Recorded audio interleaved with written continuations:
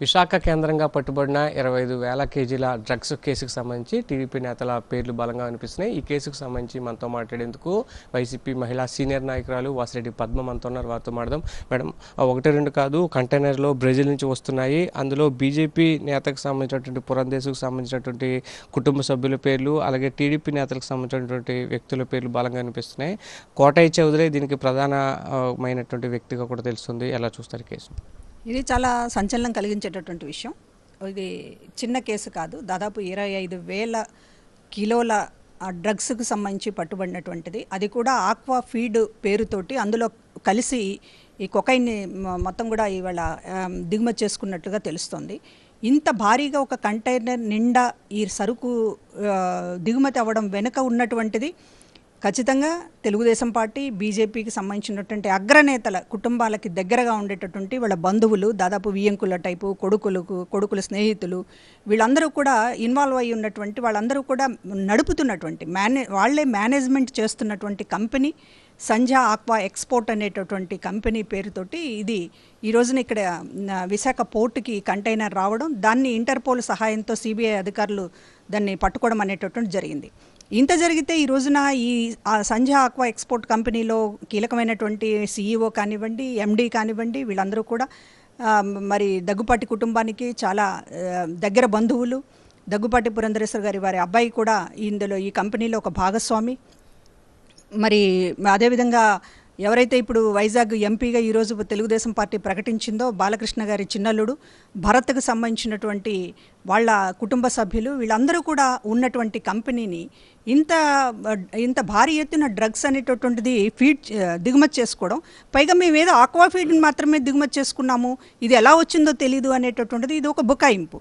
ఇంత 25,000 కిలోల డ్రగ్స్ అనేటటువంటిది అది తెలియకుండా, ఈ కంపెనీకి తెలియకుండా ఇంకొకటి ఎవడో వీళ్ళ పేరుతోటి బుక్ చేసి తరలించుకుపోయేటటువంటి అవకాశాలు అసలు చాలా తక్కువ ఉంటాయి.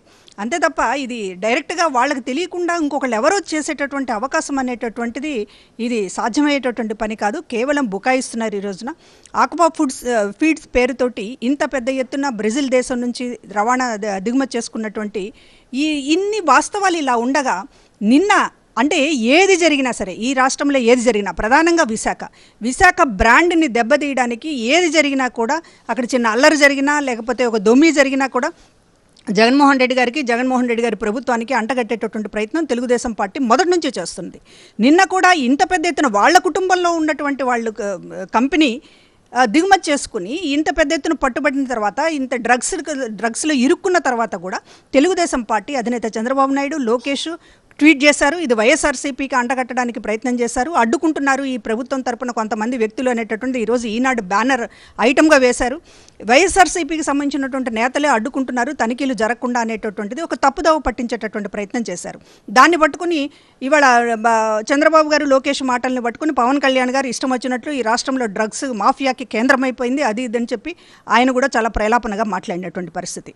అంటే దొంగ అని అరిచినట్లుగా కేసులో ఇరుక్కున్నటువంటిది, కేసులో ఉన్నటువంటిది సూత్రధారులు, పాత్రధారులు చంద్రబాబు నాయుడు కుటుంబ సభ్యులు, దగ్గుపాటి వారి కుటుంబ సభ్యులు, నారా వారి కుటుంబ సభ్యులు, నందమూరి వారి కుటుంబ సభ్యులు, ఇంతమంది ఈ 3 కుటుంబాలకు సంబంధించినటువంటి దగ్గర బంధువులు నడుపుతున్నటువంటి ఈ కంపెనీ ఇంత పెద్ద ఎత్తున డ్రగ్స్ని దిగుమతి చేసుకుంటూ పట్టుబడిన తర్వాత కూడా దీన్ని మళ్ళీ ఎదురుదాడిగా జగన్మోహన్ రెడ్డి గారికి అంటగట్టేటటువంటి ప్రయత్నం చేయడం అనేటటువంటిది, అంటే వీళ్ళు నమ్ముకున్నారు ఒక అబద్ధాన్ని బట్టకాల్చి మీద వేసేస్తే సరిపోతుంది అనేటటువంటి సూత్రం మీద ఇవాళ తెలుగుదేశం పార్టీ నడుస్తోంది కనుక ఈ అబద్ధాన్ని ప్రచారం చేయాలి, దీన్ని వైసీపీకి అంటగట్టాలి అనేటటువంటి ఒక దుర్మార్గమైనటువంటి ప్రయత్నం చేశారు.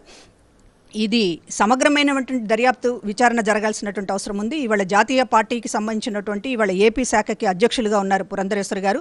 ఆమె ఎటువంటి ఇన్ఫ్లుయెన్స్ చేయకుండా వారి పార్టీని ఈరోజు చూడాల్సినటువంటి అవసరం ఉంది. సిబిఐని స్వేచ్ఛగా, స్వచ్ఛందంగా ఈ కేసు దర్యాప్తు చేసేటటువంటి విధంగా ఈరోజు భారతీయ జనతా పార్టీ చూడాలి. ఏమాత్రం ఈ కేసును తప్పుదోవ పట్టించినా కూడా ఇవాళ కేంద్రంలో అధికారంలో ఉండి కేంద్ర ప్రభుత్వాన్ని నడిపిస్తున్నటువంటి దాని వెనుక ఉన్నటువంటి ప్రధానమైనటువంటి పెద్దల్ని కూడా అనుమానించాల్సినటువంటి పరిస్థితి ఏర్పడుతుంది. నిష్పక్షపాతంగా ఈ దర్యాప్తు జరిగితే అనేక విషయాలు వస్తాయి. మరి ఇంత ఆక్వా ఫీడ్ పేరుతోటి ఇన్ని వేల కోట్ల రూపాయల సంబంధించిన దాదాపు 1,00,000 కోట్ల రూపాయల సరుకు అని అంటున్నారు. మరి అంత పెద్ద ఎత్తున దిగుమతి చేసుకుంటూ ఉంటే ఇది మొదటిసారి జరిగిందా, లేకపోతే ఇంతకుముందు కూడా జరుగుతోందా, ఎవరి కళ్ళు గప్పి ఇంతకాలం చేశారు అనేటటువంటిది కూడా ఇవాళ వాస్తవాలన్నీ బయటకు రావాల్సినటువంటి అవసరం ఉంది. ఇది చాలా భారీ కేసు. ఈ రోజున గంజాయికి సంబంధించి అక్రమ మాదక ద్రవ్యాలకు సంబంధించి ఈ రోజున అందరూ కూడా ఆందోళన పడుతున్నటువంటి సమయంలో ఇంత పెద్ద ఎత్తున దీని కీలకమైనటువంటి మనుషులు తప్ప ఇది వేరే చేయలేరు. రాజకీయపరమైనటువంటి అండదండలు, అందులో జాతీయ స్థాయి పార్టీలో ఉన్నటువంటి వాళ్ళ అండదండలు ఉన్నాయనేటటువంటి దానితోనే ఇంత పెద్ద దుర్మార్గానికి పాల్పడ్డారనేటటువంటి మనకు అర్థమవుతుంది. సాధారణ వ్యక్తులు, సాధారణ వ్యాపారాలు చేసేటటువంటి వాళ్ళు ఇటువంటి పనులు చేయలేరు. కేవలం ఇక్కడ చంద్రబాబు అండ చూసుకుని, అక్కడ పురంధరేశ్వర గారి అండ చూసుకుని జరిగినటువంటి ఒక పెద్ద డ్రగ్ మాఫియా ఇది. దీనికి సంబంధించినటువంటి పూర్తి స్థాయిలో ఎంక్వైరీ జరగాల్సినటువంటి అవసరం ఉంది. 25,000 కేజీలు అంటే ఆషామాషి విషయం కాదు. ఆ మొత్తం కూడా సమాజంలోకి వచ్చుండుంటే ఏం జరిగి ఉండేది, అంతా కూడా ప్రాసెస్ చేసి ప్రజల్లోకి, యువతలోకి వచ్చుండుంటే ఒక సమాజంపై ఎలాంటి ప్రభావం ఉండేది ఆ స్థాయిలో? ఖచ్చితంగా ఇది ఎంతో దుర్మార్గమైనటువంటి ప్రభావం ఉంటుంది. అసలు గంజాయికి సంబంధించినటువంటిది, గంజాయిని ప్రోత్సహించడంలో కానివ్వండి, గంజాయి మాదక ద్రవ్యాల అమ్మకంలో తెలుగుదేశం ప్రభుత్వ హయాంలో జరిగినటువంటి దాన్ని విచ్చలవిడిగా జరిగినటువంటి తీరు మీద ఆ పార్టీకి సంబంధించినటువంటి మంత్రులే, ఆ రోజు మంత్రులుగా ఉన్నటువంటి అయ్యన్న పాత్రుడు, గంటా శ్రీనివాసరావు గారు లాంటి మొత్తం కూడా విశాఖ కేంద్రంగా నడుస్తోంది, ఇవాళ మొత్తం కూడా దేశానికి డ్రగ్ మాఫియాకి సెంటర్గా ఈ రోజున మారింది అనేటటువంటిది వాళ్లే మాట్లాడారు. చంద్రబాబు నాయుడు గారు ఎటువంటి కంట్రోల్ ఆ రోజున గంజాయి అక్రమ మాదక ద్రవ్యాలకు సంబంధించినటువంటిది ఎటువంటిది ప్రయత్నం చేయలేకపోయారు. అటు కర్ణాటకలో చూసుకున్నా, ఇతర రాష్ట్రాల్లో చూసుకున్నా పట్టుబడింది. ఆ రోజు వైజాగ్ నుంచి వెళ్ళినటువంటి మాదక ద్రవ్యాలే పట్టుబడ్డాయి. కాబట్టి ఈ రోజున గంజాయి పంటను ధ్వంసం చేయడంలో ఏపీ ప్రభుత్వం మొట్టమొదట ఉంది అనేటటువంటి కేంద్ర హోం మంత్రిత్వ శాఖ కూడా మన జగన్మోహన్ రెడ్డి గారి ప్రభుత్వానికి కితాబ్ ఇచ్చినటువంటి పరిస్థితి ఉంది. కనుక కంట్రోల్ చేసేటటువంటి మన పనిలో ఉంటే, అధికారం రాష్ట్రంలో లేకపోయినప్పటికీ కూడా కేంద్రంలో ఉన్నటువంటి అధికారాన్ని అడ్డం పెట్టుకుని, లేకపోతే ఇక్కడ ఉన్నటువంటి లాబియింగ్ అడ్డం పెట్టుకుని ఇవాళ ఇక్కడ ప్రభుత్వాన్ని కూడా లెక్క చేయకుండా, ఇక్కడ ప్రభుత్వం తీసుకుంటున్నటువంటి కఠిన చర్యల్ని కూడా లెక్క చేయకుండా ఇన్ని వేల కోట్ల రూపాయల, ఇన్ని వేల కేజీలకు సంబంధించినటువంటి అక్రమ మాదక ద్రవ్యాలను దిగుమతి చేసుకున్నారు అంటే వీళ్ళకి ఎంత ధైర్యం ఉంది అనేటటువంటి, దీని వెనుక ఎవరున్నారు, ఎంత పెద్దల హస్తం లేకపోతే ఇంత దారుణానికి, ఇంత ధైర్యానికి ఒడిగడతారనేటటువంటిది కూడా ఈరోజు ప్రజలు ఆలోచిస్తున్నారు. విశాఖ కేంద్రంగా ఈ కంటైనర్ దొరికిన తర్వాత టీడీపీ సోషల్ మీడియాలో ఒక ప్రచారం జరుగుతుంది. వైఎస్ఆర్సీపీ నేతలే ఈ డ్రగ్ దందా వెనుకున్నారు, పోర్టులు కూడా అందుకే నిర్మిస్తున్నారు, రాష్ట్రంలోని నిర్మించేటువంటి పోర్టుల ద్వారా ఇలాంటి గంజాయి కానీ డ్రగ్స్ కానీ సరఫరా చేసేటువంటి ఆలోచన ఉందంటూ కూడా ఒక రకమైనటువంటి ఆందోళన కలిగించేటువంటి పోస్టులు పెడుతున్నారు. ఎలా చూస్తారు? ఇది ఎదురు దాడి కావాలని ఈ రోజున మాట్లాడుతున్నారు వాళ్ళు. పట్టుబడిన తర్వాత కూడా సంజా ఆక్వా ఎక్స్పోర్ట్ కంపెనీ ఎవరిది, సంజా ఆక్వా కంపెనీల పేరుతో ఉన్నటువంటి వీళ్ళల్లో కూడా ఈ రోజున పురంధరేశ్వర గారి కొడుకు, లేకపోతే బాలకృష్ణ గారి వియ్యంకులు, వీళ్ళందరూ కూడా భాగస్వామి అవునా కాదా? ఆధారాలు చాలా స్పష్టంగా ఉన్నప్పటికీ కూడా కంపెనీ నడుపుతున్నటువంటి వాళ్ళు ఎవరు? వైసీపీ నేతలు ఎవరన్నా ఒకళ్ళు ఉన్నారా? ఈ రోజున గతంలో చంద్రబాబు నాయుడు గారి హయాంలో కూడా జరిగినటువంటి ప్రతి గంజాయికి సంబంధించినటువంటి కేసుల్లో, అక్రమ మాదక ద్రవ్యాలకు సంబంధించినటువంటి కేసుల్లో తెలుగుదేశం పార్టీ నాయకులే ఉన్నారు, మంత్రులు ఉండి వెనక నడిపించారు. ఈ రోజున వైసీపీ ప్రభుత్వంలో జగన్మోహన్ రెడ్డి గారి నాయకత్వంలో ఏ మంత్రులు కూడా ఈ రోజున ఒక స్కాములు చేసేటటువంటిది కానీ, లేకపోతే ఇట్లాంటి వాటిల్లో వేలు పెట్టేటటువంటి సంస్కృతి కానీ ఈ రోజున ఇక్కడ లేదు. మరి చాలా స్పష్టంగా చూస్తున్నారు. ఒక్క స్కామ్ని ఈ రోజున మాట్లాడలేకపోతున్నారు తెలుగుదేశం పార్టీ నాయకులు. కేవలం నిందలు, ఆరోపణలు, వాళ్ళకు ఉన్నటువంటి ఒక సెక్షన్ ఆఫ్ మీడియా ఉంది కదా అనేటటువంటి దానితోటి ఇష్టం వచ్చినట్టు రాతలు రాయడము, కూతలు కూయడము తప్ప ఒక్క ఆధారాన్ని కూడా వాళ్ళు చూపించి మాట్లాడలేకపోతున్నారు. ఇవాళ మేము చాలా స్పష్టంగా చెప్తూ ఉన్నాము, సంజా ఆక్వా ఎక్స్పోర్ట్ కంపెనీ ఎవరిది, అందులో ఉన్నటువంటి పెద్దలెవరు, ఆ కంపెనీ నడుపుతున్నటువంటి వాళ్ళు ఎవరు చెప్పాలి. ఈ రోజున నారా కుటుంబం చెప్పాలి, నందమూరి కుటుంబం చెప్పాలి, దగ్గుపాటి కుటుంబం చెప్పాలి. సమాధానం చెప్పాల్సింది వాళ్ళు ఈ రోజున ముగ్గురు బయటకు వచ్చి. అంతేగాని సోషల్ మీడియా ఉందనో, లేకపోతే మన చేతుల్లో పత్రికలు ఉన్నాయనో, టీవీలు ఉన్నాయనో ఇష్టం వచ్చినట్టు వైఎస్ఆర్సీపీ మీద బురద చల్లాలని చూస్తే మీరు దోషులుగా ఈ రోజున నిలబడ్డారు. పెద్ద తలకాయలందరూ ఈ రోజున ఈ సంజా ఆక్వా ఎక్స్పోర్ట్ కంపెనీ ముసుగులో జరుగుతున్నటువంటి దీని వెనక మీ పాత్ర ఏంటి ఈరోజు చెప్పాల్సినటువంటి అవసరం ఉంది. లేదా కనీసం బయటకు వచ్చి ఈ రోజున సిబిఐ నిష్పక్షపాతంగా దర్యాప్తు జరపాలి అనేటటువంటిది చెప్పమనండి చంద్రబాబు నాయుడిని, పురంధరేశ్వర గారిని చెప్పమనండి, ఇదే పవన్ కళ్యాణ్ ఇప్పుడు చెప్పమనండి. సిబిఐ నిష్పక్షపాతంగా దర్యాప్తు చేయాలి, దీని వెనుక ఆ సంజా ఆక్వా ఎక్స్పోర్ట్ కంపెనీ పేరుతోటి ఉన్నటువంటి వాళ్ళు ఎవరో కూడా అందరినీ కూడా చాలా కఠినంగా శిక్షించాలనే మాట పవన్ కళ్యాణ్ అనమనండి. ఇప్పుడు మాట్లాడరు.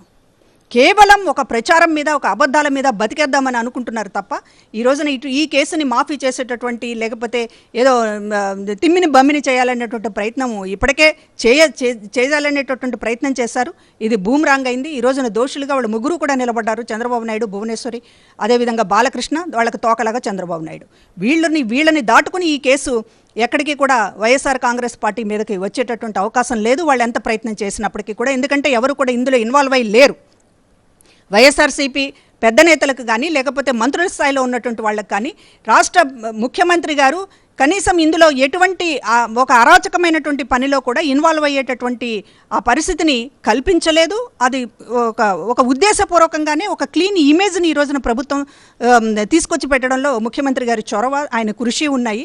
అంతే తప్ప అడ్డగోలుగా ఒక్క స్కామ్ని మీరు నిరూపించండి, చూపించండి. ఒక్క స్కామ్ని ఈ రోజున మంత్రుల మీద కానీ, లేకపోతే ఈ ప్రభుత్వానికి సంబంధించింది కానీ ఒక్క స్కామ్ను కూడా నిరూపించలేక చివరికి తాము దోషులుగా ఉన్నటువంటి కేసులో కూడా ఏదో ఎన్నికల ముందు కాస్త పబ్బం గడుపుకుందామని చెప్పి తెలుగుదేశం పార్టీ, పవన్ కళ్యాణ్ ప్రయత్నిస్తున్నాడు తప్ప వాళ్ళ పప్పులు ఉడకవనేటటువంటి అర్థం చేసుకోవాలి. ఈరోజు టీడీపీ నేతలు రెండు వాదనలు చేస్తున్నారు. ఒకటి సంధ్యా ఎక్స్పోర్ట్స్ ఏదైతే ఉందో అది వైసీపీ నేతలదని చెప్తున్నారు. మరోవైపు ప్రభుత్వమే ఆ నిబంధనలు పాటించకపోవడంతో దాన్ని నిషేధించింది. ఈ రెండు విషయాలు ఎలా కన్వే చేస్తారు మేడం? ముఖ్యమంత్రి గారు ప్రతిష్టాత్మకంగా పోర్టుల్ని అభివృద్ధి చేయాలి అనుకున్నది కూడా ఇవాళ ఆంధ్రప్రదేశ్ అభివృద్ధికి పోర్టుల అభివృద్ధి అనేటటువంటి ఎప్పుడూ లేనటువంటి ఎక్కడా లేనటువంటి ఒక పెద్ద అవకాశం మనకి సముద్ర తీర ప్రాంతం. దీన్ని ఆధారం చేసుకునే రాష్ట్రాన్ని అభివృద్ధి చేయాలి అనేటటువంటి గొప్ప సంకల్పంతో ఈరోజు పోర్టుల అభివృద్ధి అనేటటువంటి దాన్ని ఒక యజ్ఞంలాగా జగన్మోహన్ రెడ్డి గారు తలపెట్టారు. కేంద్రంతో మాట్లాడి నిధులు తీసుకొచ్చి ఈ రోజున పోర్టులకు సంబంధించినటువంటి అభివృద్ధిని చేస్తూ ఉన్నారు. కానీ పోర్టులని నీరుగార్చింది, పోర్టుల్ని అక్రమ కార్యకలాపాలకి అడ్డాగా మార్చింది చంద్రబాబు నాయుడు గారి ప్రభుత్వం. ఈరోజు ఏ కీలకంగా ఉన్నా కాకినాడ చూసుకోండి, లేకపోతే విశాఖ చూసుకోండి, ఎక్కడ పోర్టులకు సంబంధించినటువంటి వాళ్ళు ఇప్పటిదాకా అధికారంలో ఉన్నది ఎవరు? చంద్రబాబు నాయుడు గారి ప్రభుత్వం కదా. 14 ఏళ్ళు మీరు ముఖ్యమంత్రిలో పనిచేశారు, లేకపోతే రకరకాల వ్యాపారాల్లో ఉన్నటువంటిది మీకు సంబంధించినటువంటి వాళ్ళు. కాబట్టి ఇవాళ అక్రమ వ్యాపారం మీరు చేసి ఇవాళ పోర్టులపైన ఎప్పుడైతే డెవలప్మెంట్ మీద దృష్టి పెట్టిందో ఇవాళ అన్నిటి మీద ఒక నిఘా ఉంటుంది అనేటటువంటి దానితోటి ఈరోజు పోర్టుల దాని మీద కూడా రకరకాల ప్రచారాలు చేస్తున్నారు. పోర్టుల అభివృద్ధి కాకూడదు అనేటటువంటిది వీళ్ళ సిద్ధాంతం. ఏ మూల ఉంటే మూలపెట్టలాగా, లేకపోతే ఏ మూల ఉంటే పోర్టుల్లో తాము అనుకున్నట్లుగా అడ్డమైనటువంటి కార్యక్రమాలని ఈరోజు సంజా కంపెనీ చేసినట్లుగా చేయొచ్చు అనుకున్నారు. ఎప్పుడైతే పోర్టుల డెవలప్మెంట్ అనేటటువంటిది ఒకటి సీరియస్గా ప్రభుత్వం తీసుకుందో అక్కడ యాక్టివిటీస్ మీద కూడా ఒక రెగ్యులరైజేషన్ ఉంటుంది. ఖచ్చితంగా ఇది అభివృద్ధికి సంబంధించినటువంటి దానికి కీలకంగానే ఉంటుంది తప్ప అక్రమ వ్యాపారాలకి పాత్ర అనేటటువంటి తగ్గుతుంది. కనుకనే ఈరోజు పోర్టుల అభివృద్ధిని కూడా వక్రీకరణ చేసి మాట్లాడుతున్నారు. ఇవాళ పోర్టుల్ని అభివృద్ధి చేయడం అని అంటే రాష్ట్రాన్ని అభివృద్ధి చేయడం అనేటటువంటిదే జగన్మోహన్ రెడ్డి గారు నమ్మినటువంటి సిద్ధాంతం. దానికి తగినట్లుగానే ఒక కాంక్రీట్గా చేసుకుంటూ పోతున్నాం తప్ప ఈ రోజున పోర్టులని పోర్టులను అభివృద్ధి చేయడం అంటేనే ఒక అరాచకం అనేటటువంటి పద్ధతిలో మాట్లాడడం అనేటటువంటిది వాళ్ళ దౌర్భాగ్యం. ఇది వాసిరెడ్డి పద్మ చెప్తున్నారు. ఖచ్చితంగా రాష్ట్ర వ్యాప్తంగా ఉన్నటువంటి సుదీర్ఘ సాగర తీరాన్ని పోర్టుల ద్వారా అభివృద్ధి చేయాలని తమ ప్రభుత్వం చూస్తుంటే ప్రతిపక్ష పార్టీ మాత్రం ఆ పోర్టుల ద్వారా అసాంఘిక కార్యకలాపాలు చేస్తున్నారు. ప్రస్తుతం పట్టుబడినటువంటి 25,000 కేజీల డ్రగ్స్కి సంబంధించి మాత్రం తెలుగుదేశం పార్టీకి సంబంధించినటువంటి నేతలు, అలాగే బీజేపీకి సంబంధించినటువంటి నేతలు ఉన్నారు. వారెవరు కూడా ఈ చట్టాన్ని చేతుల్లోకి తీసుకోకుండా, దర్యాప్తు సంస్థలను ప్రభావితం చేయకుండా నిష్పక్షపాత దర్యాప్తు జరిగి తీరాలి, నిందితులకు శిక్ష పడాలని కూడా ఆమె డిమాండ్ చేస్తున్నారు. వీడియో సంతోష్తో అమర్ సాక్షి టీవీ విజయవాడ.